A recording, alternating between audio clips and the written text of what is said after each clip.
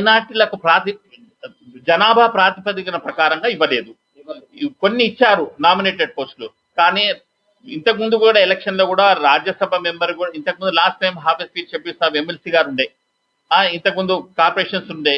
అవన్నీ ఏంటంటే జనాభా राजीव गांधी को फल याद दिलाओ जिसकी जितनी हिस्सेदारी उसकी उतनी भागीदारी बच्चों बोले तो कहाँ फिर हमारा ఎలక్షన్ కంటే ముందు ఏం చేశారు, 13% वगैरह 18% है तेलंगाना के अंदर.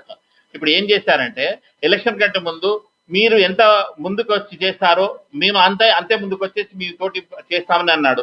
ఆ పరస్పర సంబంధాలతో చేస్తున్నారు. కానీ ఇక్కడ 13% ముస్లిం మైనారిటీస్ ఉన్నారు. దానికి ఆ ప్రాతిపదికన ఏ స్థానాల్లో అయినా ఇవ్వాల్సింది.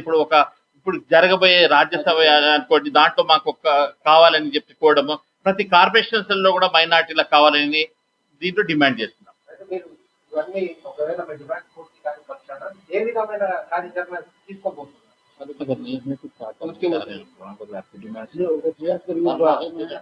ఇప్పుడే చెప్పారు. ఒకవేళ మా జమీయత్ ఉలమా బాధ్యత ఏంటంటే ఫస్ట్ ప్రభుత్వం దృష్టికి తీసుకురావాలి. ఇక్కడ వీళ్ళు చేయని పక్షాన ఏఐసిసి దృష్టికి తీసుకొస్తాము. అప్పుడు కూడా చేయని పక్షంలో మేము ప్రతిఘటించి దాన్ని మేము మా హక్కులను మేము ఎట్లా కాపాడుకోవాలో మాకు తెలుసు. అది మేము ఆ పని చేస్తాం.